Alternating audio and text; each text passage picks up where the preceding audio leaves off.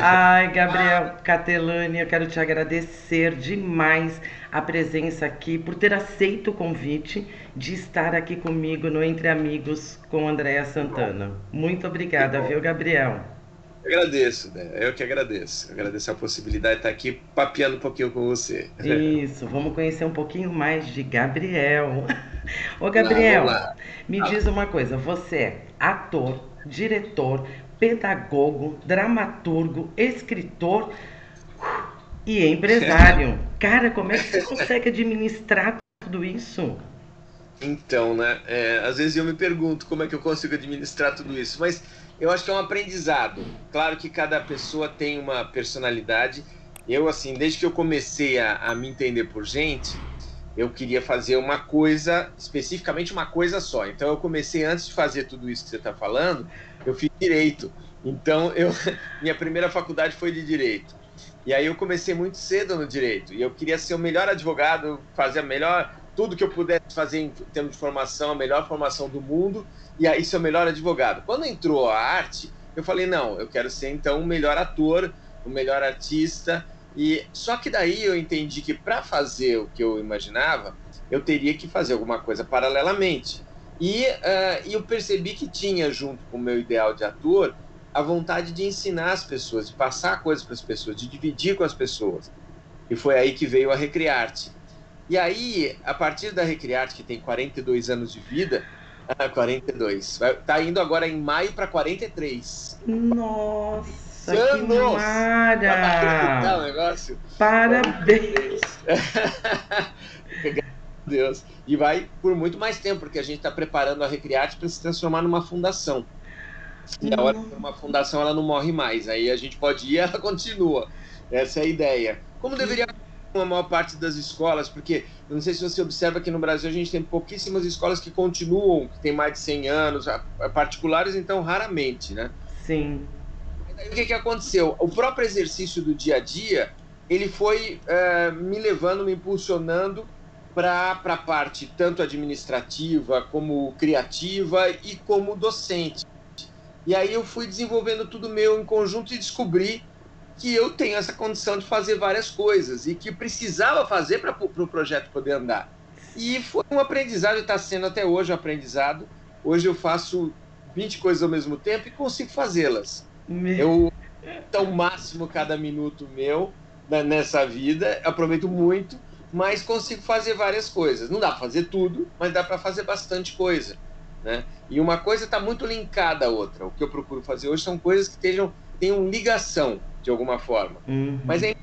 acho que pensar o todo é bacana. Quem consegue pensar o conjunto administra melhor seu próprio desenvolvimento, né? Sim, com certeza. Bom demais. Ô, Gabriel, mas você então, esse era um detalhe que eu não sabia, que você tinha feito direito. E a Sim. arte, como é que ela entrou na sua vida? Eu comecei a fazer arte, na verdade, eu já venho de uma família de artistas. E por ter vindo de uma família de artistas, eu tinha já algumas referências, apesar de uma forma meio torta. Por quê? Porque a minha família, meus pais vêm de famílias simples, meu pai de uma família muito simples, e meu pai era desenhista. Ele, na verdade, ele tinha o dom do desenho desde pequenininho, mas ele tinha um problema de vista muito sério, que é uma miopia, e ele teve uma queda e ele perdeu praticamente a vista. Então ele não podia desenhar, mas ele tinha o dom do desenho. E aí ele foi para uma outra coisa que era muito bacana, que era ele tinha uma voz muito legal, tal, e ele foi para o teatro, para o radioteatro.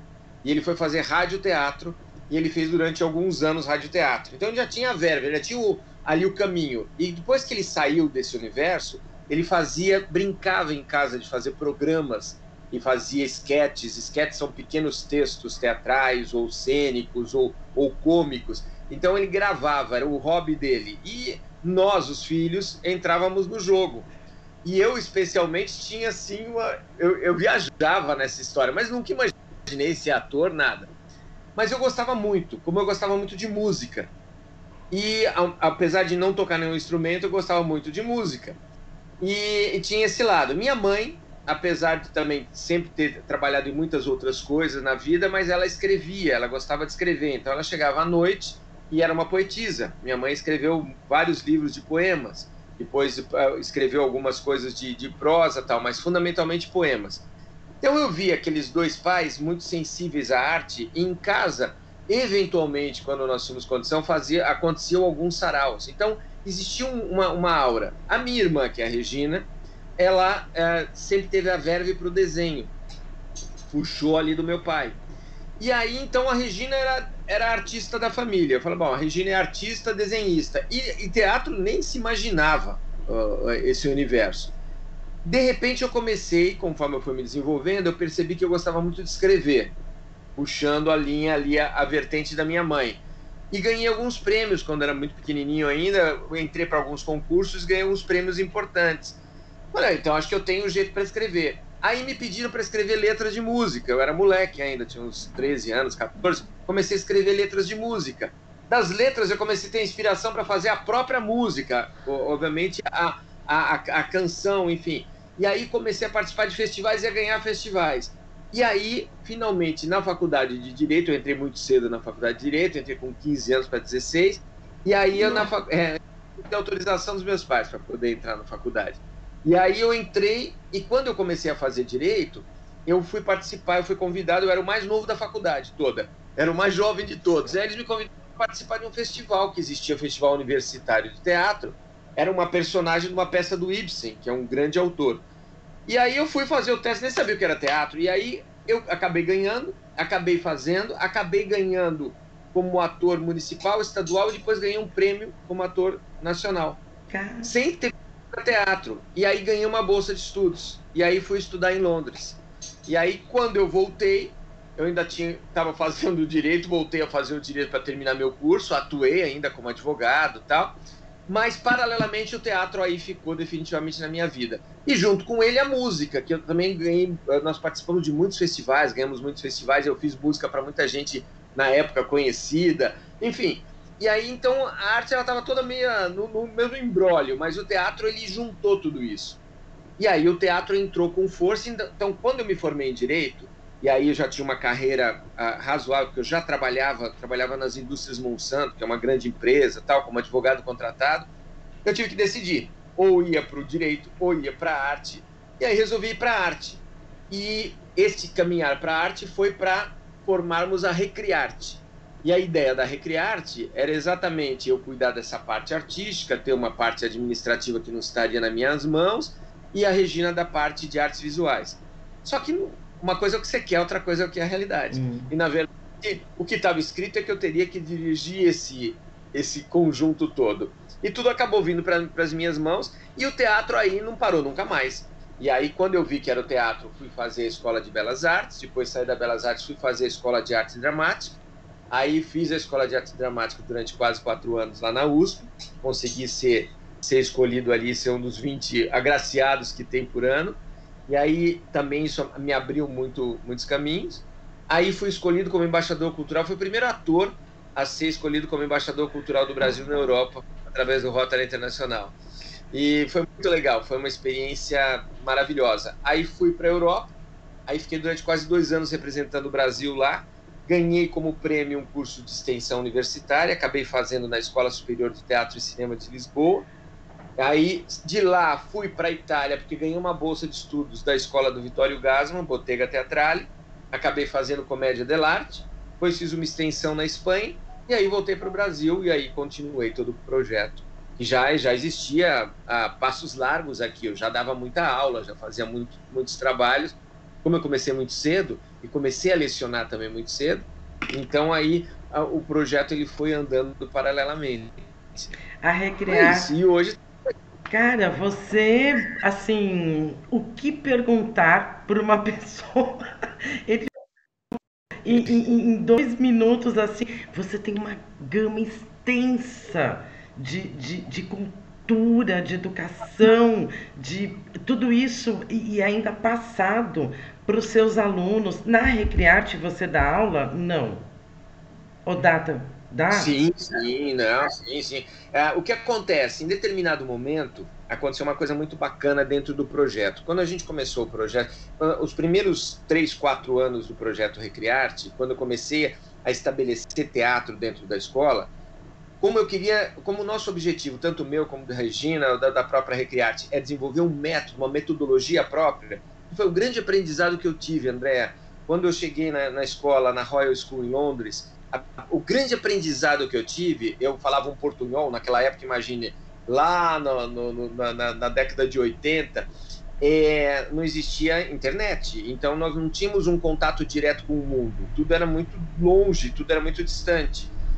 As escolas ainda ensinavam, em vez do inglês, ainda o francês, então a língua inglesa era difícil. Então eu me preparei para fazer o curso lá em Londres, mas ainda eu tinha aquela coisa meio portunhol, meio inglês misturado. E aí tinha uma tradutora, e quando ela começou a me mostrar a escola, ela começou a me mostrar que tinha a escola é muito linda, tinha muitas estátuas e quadros, e ela começou a mostrar pessoas que faziam parte e que viveram há 300, 400, 500, 600 anos. Eu falei, peraí, mas quanto tempo tem essa escola? Ela falou, quase 1000 anos. O meu país não tem 500, naquela época não tinha chegado aos 500 anos. Então ela falou, mas como que uma escola dura tanto? E ela falou, porque tem método. Porque quando você tem um método científico para desenvolver um trabalho, você consegue manter viva a chama da escola. Uhum. Eu quero para o Brasil, é isso que eu quero para uma escola. Então, como nos primeiros anos de teatro, eu estava ali direto mergulhado, sozinho, dando as aulas, sentindo o caminho metodológico que eu iria desenvolver. E aí depois que eu fui abrindo o leque. E nesse meio tempo, eu comecei a receber muitas pessoas, ainda na década de 80 do século passado, antanhos, muitos professores que me procuravam. Eu recebia profissionais liberais de toda a espécie e professores que precisavam melhorar sua performance comunicacional. E aí eu comecei a desenvolver um trabalho e um pensamento de um curso, aproveitando as técnicas teatrais, para servir a esse universo. E foi aí que surgiu um projeto chamado Projeto Mestre. Esse Projeto Mestre era um projeto, que é um projeto muito interessante, tirando aqui o som do celular, é um projeto muito interessante que a ideia era melhorar a performance comunicacional do professor. E aí eu comecei esse trabalho de pesquisa.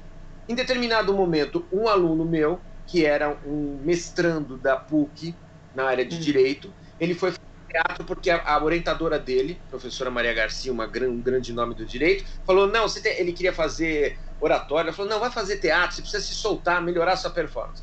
E ele era diretor de uma grande universidade de Guarulhos.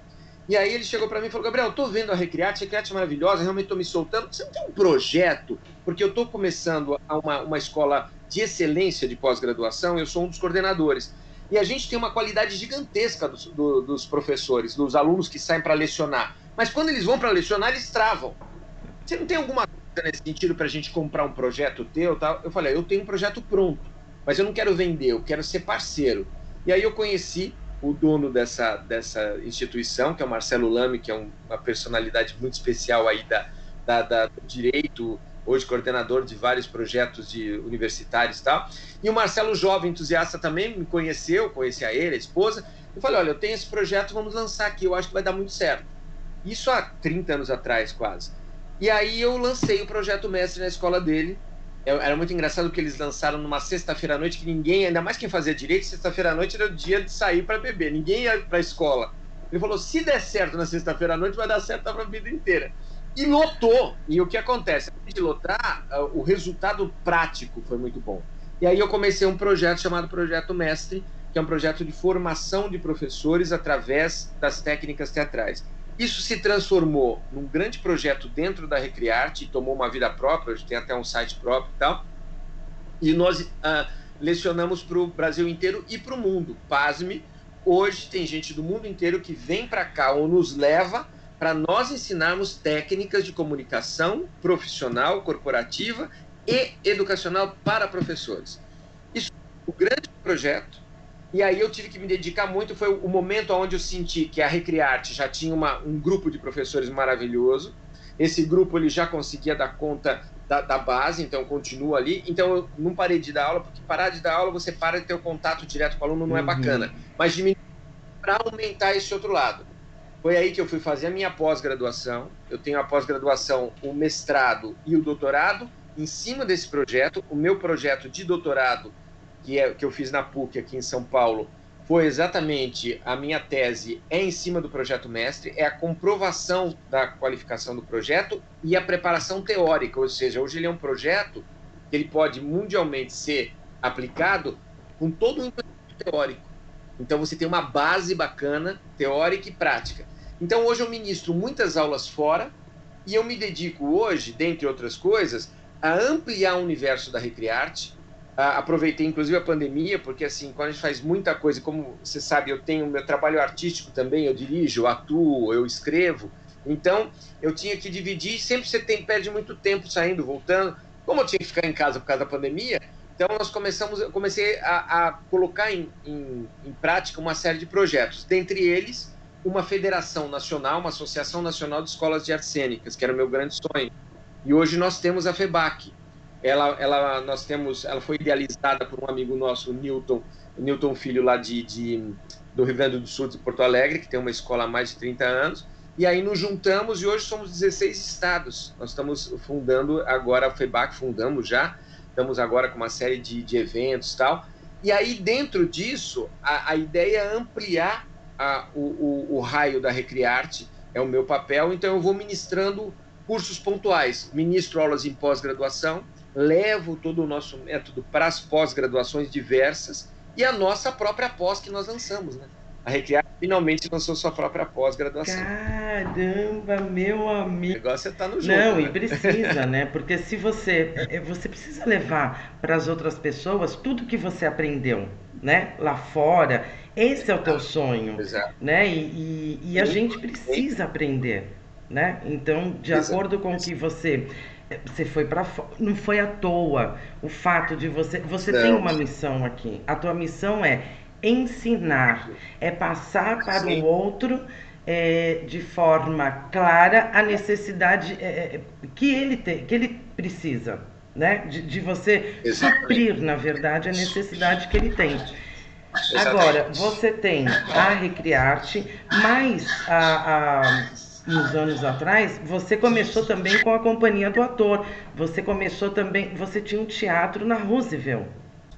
Quem inaugurou foi Paulo Outram, que cortou a fita ali. O primeiro espetáculo que nós montamos foi um grande sucesso, chamava-se O Despertar dos Anjos. A Norma Bloom fez conosco, tal, foi muito bom. Que hoje já está com mais de 20 anos. Ela foi escolhida em 2014, a Companhia do Ator, como patrimônio imaterial da cidade de São Paulo. E por que foi escolhida? Pela contribuição para a formação de plateia que nós temos. Hoje, por exemplo, na companhia, computados os anos todos de trabalho, nós estamos chegando a quase 2 milhões de pessoas, 2 milhões de pessoas que já assistiram os nossos espetáculos. E aí foi que, em determinado momento, a gente sentiu que não dava mais para... A gente tinha que abrir o leque para outros universos, porque eu não conseguia, pessoalmente, nós não conseguíamos articular dentro da praça o que nós queríamos de projeto, e foi quando nós começamos a preparar o projeto da implantação de polos culturais em shopping centers. E foi aí que veio o primeiro teatro do shopping center, o Raposo. Exatamente. Eu ia chegar nesse ponto, isso mesmo. Desculpa. Foi um marco, né? Não, imagine, ele foi um marco, porque o que acontece... Como nós tínhamos uma ideia de formação de plateia, porque o que acontece normalmente, o que eu vejo hoje como produtor teatral e como gestor de teatro, os teatros, eles ficaram, por uma série de fatores que não vem ao caso, eles ficaram muito engessados dentro de um modelo antigo. Aquele modelo do espetáculo que acontece, um espetáculo de cada vez, a cada período, nos teatros de rua que as pessoas frequentam. E esse desenho ele foi mudando. O que teve um boom nesse período? O cinema. Por quê? Porque o cinema oferece conforto, facilidade, o tempo todo você tem as sessões, você cria um hábito para grandes cidades nesse movimento. Em cima disso, nós criamos um projeto. E em cima deste projeto, que chama-se Teatro para Todos, em cima desse projeto Teatro para Todos, nós queríamos implantar dentro de um shopping, porque o shopping é uma cidade. Eu teria o empreendedor, eu teria verba e teria caminho para poder divulgar e ampliar. Porque você já tem o fluxo de pessoas que frequentam o shopping. E foi aí que escolhemos o shopping que ninguém queria. Era o shopping que era o Elefante Branco. Todo mundo dizia que jamais um teatro ali vingaria, que era o Raposo. E aí nós fizemos desde o zero, talvez outra coisa que talvez você não saiba, nós temos hoje uma empresa chamada, que agrega as várias empresas, chamada Construção Teatral. Aliás, é legal o pessoal, uma hora que quiser, entra lá no Construção Teatral para entender as coisas que nós fazemos todas. E a Construção Teatral, ela virou uma holding que agrega vários setores, inclusive de construção de teatros e a orientação para a curadoria de teatros. E conseguimos acertar a planta, que era um horror a planta do Raposo, mas conseguimos, junto com a equipe da Brookfield, acertar uma planta maravilhosa. Você conhece, sabe que é um teatro, primeiro teatro em diagonal que o Brasil tem, e fizemos um teatro de primeiro mundo, num local ali na Raposo Tavares, onde todo mundo dizia que jamais aconteceria o teatro. Em 3 anos de teatro ali, nós colocamos quase 200 mil pessoas dentro. Isso sem termos um tostão, sem termos apoio de mídia, de nada, é na raça, é no trabalho, mas com um modelo de negócio diferente. Aí o West Plaza, que fazia parte do grupo, mas no outro grupo parceiro, viu o que nós fazíamos ali, porque nós não implantamos só o teatro, implantamos o teatro, a escola, a formação artística como um todo e os eventos. E aí eles nos convidaram, e aí há 2 anos atrás nós inauguramos o West Plaza Shopping, o Teatro West Plaza, Sala Nissete Bruno, Sala Laura Cardoso, 2 salas de teatro, mais a Recriarte, ali em Perdizes, Barra Funda, perto do metrô Barra Funda, ali na Água Branca. Estamos preparando outros. Logo, logo nós vamos para Santana, temos outros bairros, enfim. E estamos preparando um grande teatro para o centro de São Paulo. Vai ser um boom. Já é. Né? Não, vai ser um boom no centro de São Paulo. Principalmente porque vai ser, como todos os nossos teatros, popular. Se você vai, por exemplo, no Ingresso para Todos, nós criamos uma tiqueteria própria. Como as tiqueterias cobram taxa, como as tiqueterias elas têm...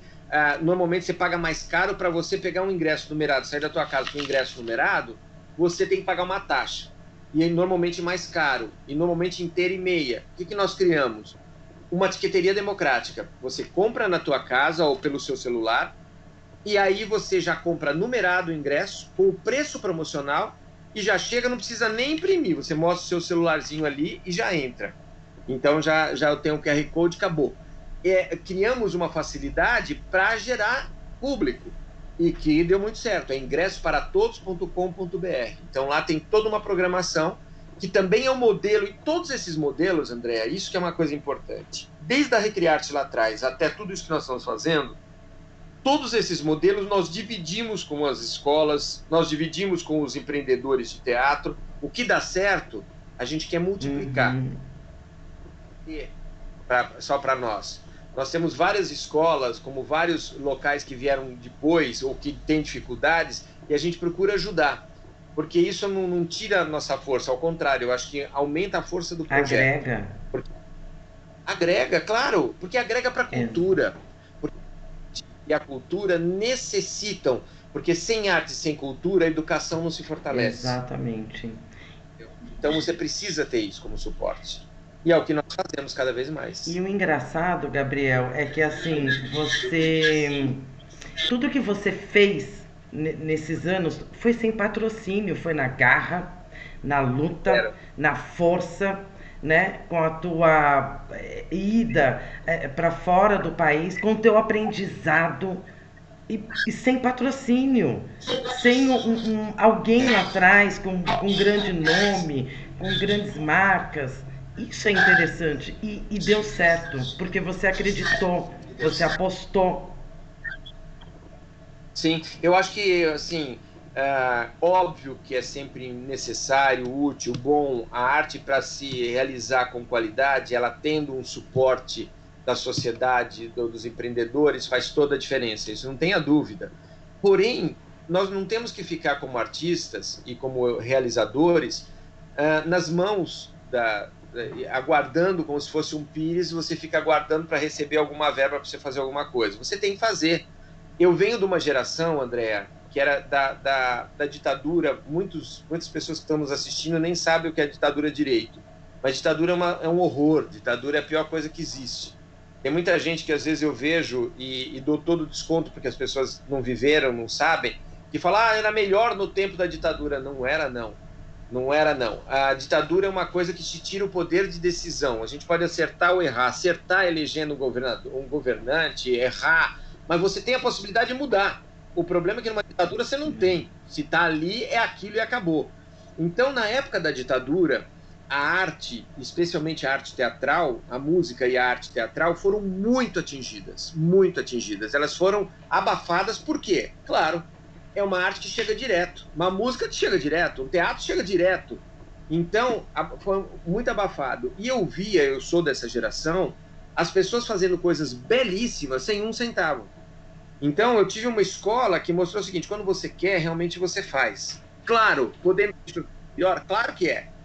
O que eu vejo, eu acho que muito do dinheiro público que vai para os projetos está mudando, as pessoas estão acordando, está todo mundo agora mais atento, a pandemia até ajudou a mostrar mais um pouco a ferida, mas ainda é muito assim, é sempre uma panela, é sempre um pequeno grupo, é sempre uma divisão infeliz. As pessoas que acabam recebendo muitas vezes desviam o dinheiro.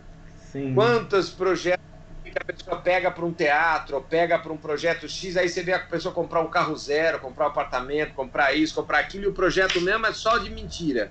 Quantas vezes eu vivi? Ou então, projetos megalômanos que vai assim, uma verba gigantesca, tirando da base que faz. Então, há muita coisa para evoluir. Eu acho que há uma necessidade realmente de uma recomposição e os grupos precisam, os projetos artísticos precisam, mas eu posso garantir para você, para todo mundo que está nos vendo, que quando você quer de verdade fazer e você tem um grupo que queira fazer, você realiza. E vou dizer, muito melhor, muitas vezes, muito mais criativo do que muitas produções profissionais que estão aí ditas profissionais, que são feitas a toque de caixa só para justificar valores que recebem. Isso acontece demais. Eu sou de uma geração dos festivais de teatro. Até hoje, as cidades do interior, muitas cidades do interior, têm resultados artísticos que a gente chama de amadores, entre aspas, muito melhores do que espetáculos que a gente vê profissionalmente acontecendo. Por quê?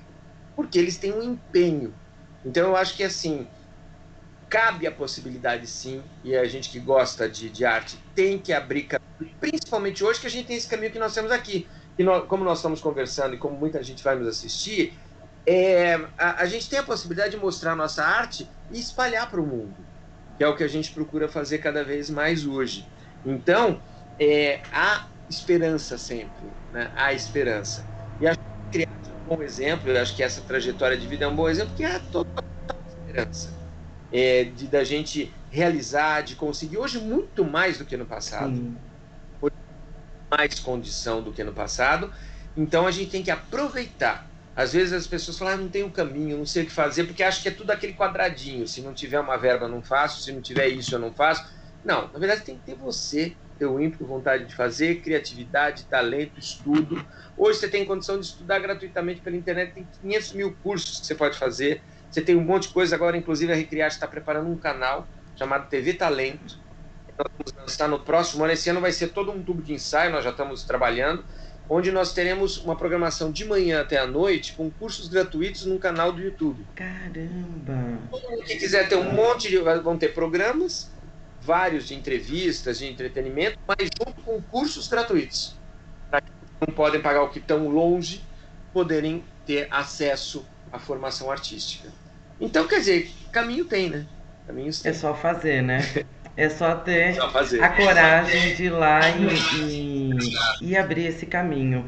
Gabriel, exatamente. Eu estou assim maravilhada. Você não tem medo, né? Você faz. E isso é um baita exemplo. Porque às vezes as pessoas, é o que você falou, tem medo de dar o primeiro passo. E se a gente não der o primeiro passo, a gente não realiza. Isso, né? Isso aí, então isso a gente aí, tem que realizar assim, gente. Olha que exemplo maravilhoso do Gabriel. Gabriel, todo esses sonhos realizados, algum mais te falta para realizar? Nossa, um monte! Você ainda tem tanta coisa feita e você... Imagine, tô só no começo. Não, a frase famosa do dos maiores filósofos do mundo, só sei que nada sei.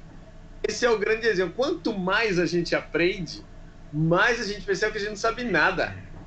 Não sei nada sobre teatro, não sei nada sobre arte, sobre cultura, sobre a educação, sobre a formação. Tenho muito a aprender, muito a realizar. Eu tenho, assim, uns 30 espetáculos para realizar na fila.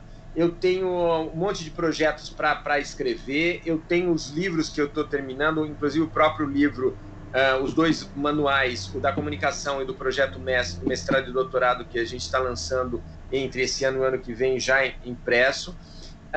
Temos a implantação da Recriarte Mundial, que é uma ideia que eu tenho há muito tempo e está começando a acontecer, que é assim, um modelo de escola que seja uma gestora-mãe para outras escolas menores e criando intercâmbio com educadores, alunos e pessoas do mundo inteiro através dessa ferramenta maravilhosa que é a internet. Então, nós estamos preparando a Recriarte, por exemplo, ela já tem cursos em espanhol e em inglês.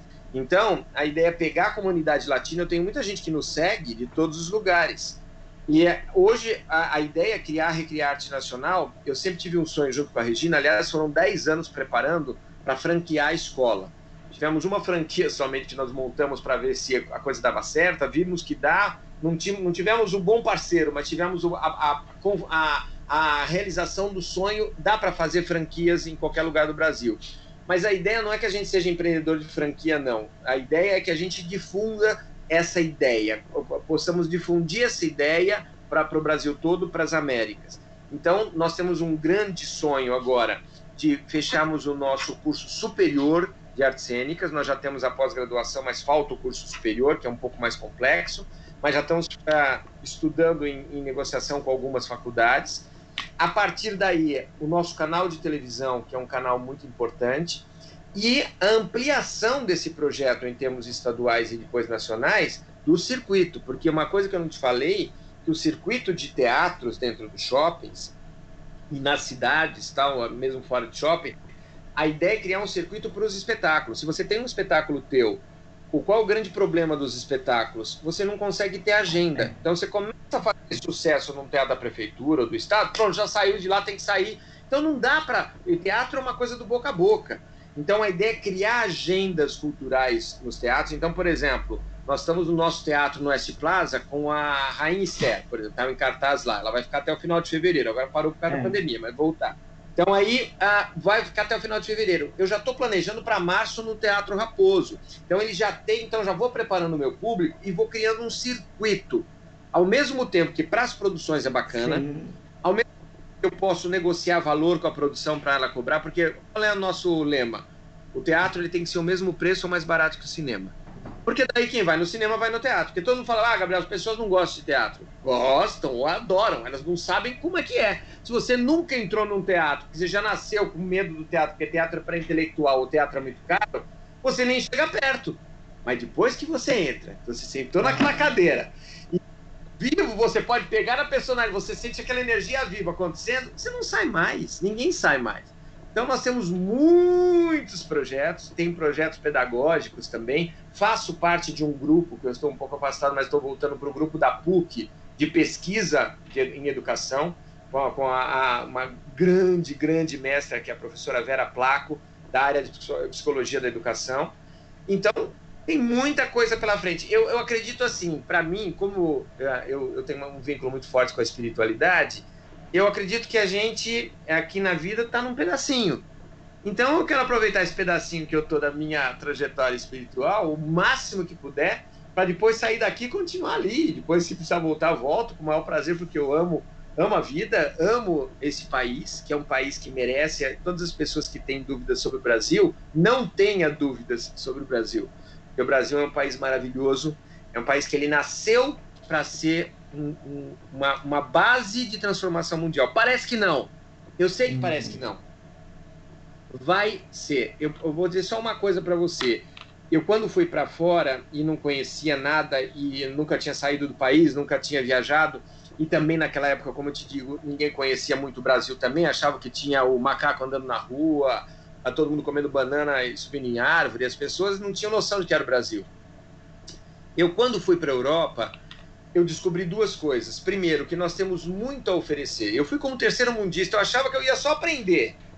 E aí eu percebi que tudo aquilo que a gente já fazia podia também fazer a diferença lá. Tanto que vem gente do mundo inteiro e a gente vai para o mundo inteiro ministrar cursos do Projeto Mestre e da Recrearte.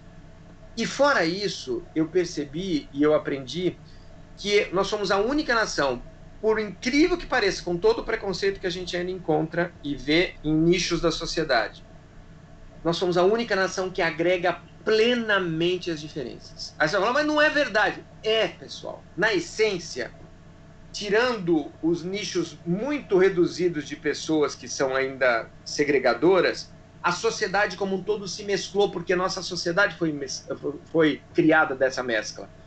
E dentro dessa mescla surgiu criatividade, talento, unidade e, principalmente, esperança nos valores que vão além da carne, nos valores que são valores sensíveis. Por isso que a gente tem essa natureza protuberante, para a gente ser sempre tocado por ela. E isso vai ser um dia repercutido no mundo todo. Já é pelo tamanho do Brasil e pela potencialidade. Não é à toa que a gente está entre as 10 nações maiores do mundo em termos de economia.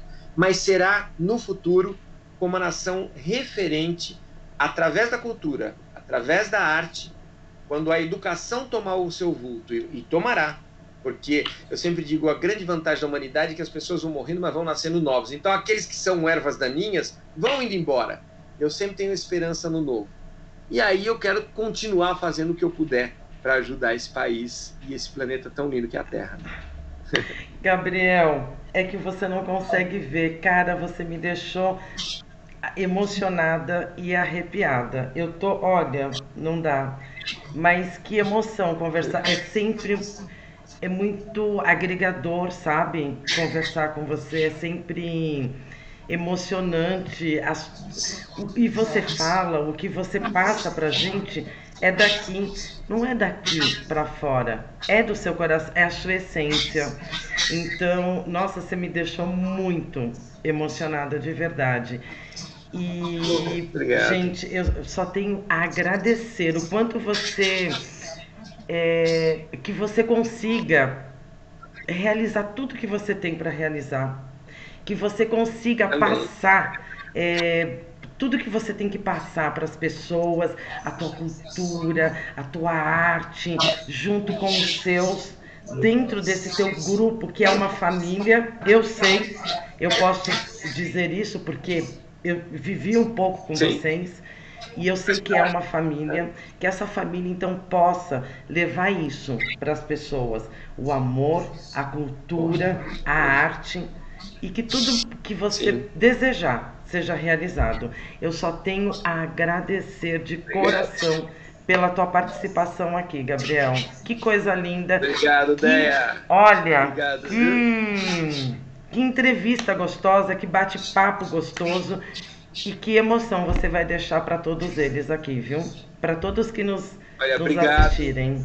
Obrigado de estar aqui com você. Você faz parte desse mundo nosso, você faz parte dessa família, você sabe disso. E quero dizer a vocês que, assim, todo mundo que estiver nos vendo, que acredite no poder da arte. Acho que todo mundo deveria fazer um pouquinho de arte na vida, e para poder trabalhar o seu sensível, mas pelo menos curtir a arte. Quero deixar os espaços da Recrearte abertos para vocês. Agora nós temos um programa no Insta, todas as sextas-feiras, Fale com o Diretor. É meia horinha só, das 19h30 às 20 horas, nas sextas-feiras, onde a gente faz um monte de sorteios, a gente responde perguntas das pessoas, questionamentos sobre cultura, sobre arte, sobre a escola, sobre cursos, sobre tudo. E ao mesmo tempo sorteamos ingressos, sorteamos cursos, sorteamos um monte de coisas. Então tá lá no @Escola Recrearte, a mesma coisa, todas as nossas mídias sociais, o Face, o YouTube, que nós estamos colocando os vídeos, e que as pessoas estejam sempre abertas a avisar também que a gente tem a cada semestre a distribuição de bolsas de estudo. A Recrearte, 30% dos alunos da escola são bolsistas, Então, desde que nós começamos, sempre foi o nosso ideal. Então, as pessoas que não têm condição também podem tentar lá conseguir a sua bolsa. Nós temos bolsas, muitas bolsas integrais, bolsas parciais. O importante é não desistir.